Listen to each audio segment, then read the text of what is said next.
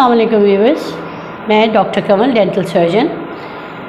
अमूमन आपने ये देखा होगा कि जब हम डेंटिस्ट के पास जाते हैं और हम अपने कॉमन उसके साथ उसको जब अपना चेकअप कराते हैं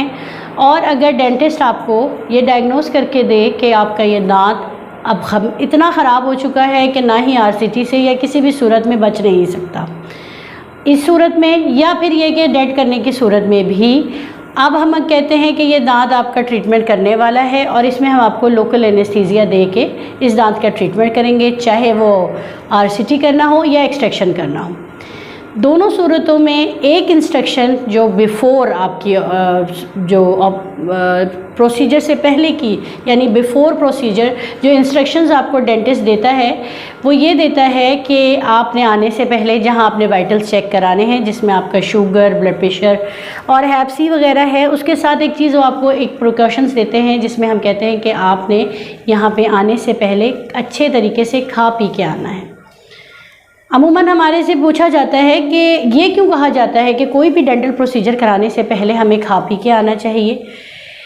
इसमें दो चीज़ें हैं। अमूमन आपने ये देखा होगा कि जनरल एनेस्थीसिया में जब हम पेशेंट को कहते हैं तो हम उसको इंटरमिटेंट फास्टिंग के ऊपर लेके आते हैं, यानी उसको हम कहते हैं कि 12 घंटे तक आपने कुछ खाना पीना नहीं है, उसके बाद आपको जनरल एनेस्थीसिया दिया जाएगा। लेकिन इसके ऑपोजिट अगर हम लोकल एनेस्थीसिया जो कि हम डेंटिस्ट्री में यूज़ करते हैं उसमें हम पेशेंट को कहते हैं कि आपने खा पी के आना है ताकि हम आपका प्रोसीजर फॉलो कर सकें।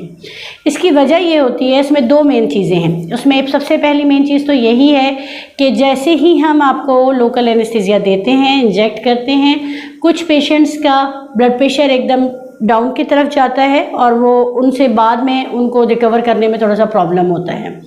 दूसरा उसमें क्या होता है कि नमनेस होती है जो आपका बक्सीनेटर मसल होता है उसकी, और बाकी जो आपका पूरा जिस साइड से हमने प्रोसीजर किया होता है वो साइड आपकी नमनेस में होती है। कम से कम 3 घंटे, 2.5 से 3 घंटे वो नमनेस में रहती है। इस सूरत हाल में जाहिर सी बात है च्यूइंग करने के दौरान में आपका चीक आपके दांतों के दरमियान में आ सकता है, आपकी टंग आपके दरमियान में आ सकती है, और इसके अलावा निवाला चबाने में आपके बक्सीनेटर मसल्स हेल्प नहीं करते जिसकी वजह से आपको च्यूइंग में प्रॉब्लम होती है।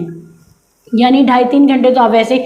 जो है ना वो नहीं कुछ खा पी सकते। इसके अलावा एक्सट्रैक्शन कराने की सूरत में या आरसीटी कराने की सूरत में वो साइड जो कि आपके ट्रीटेड होती है, अगर एक्सट्रैक्शन कराया है तो उसका ज़ख़म अच्छा खासा बड़ा होता है। कम से कम 6 घंटे तक आप उसमें कुछ नहीं खा पी सकते हैं,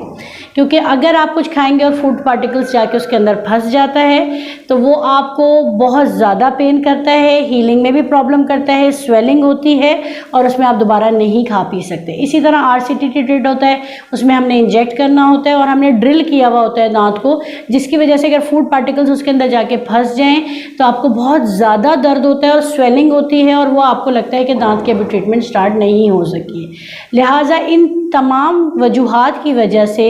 नॉर्मल तौर पे ये कहा जाता है कि जब आप डेंटल ट्रीटमेंट कराने के लिए आएँ तो कुछ खा पी के आएँ ताकि अगले 6-1 घंटे तक या 7-8 घंटे तक आपको कुछ खाने पीने की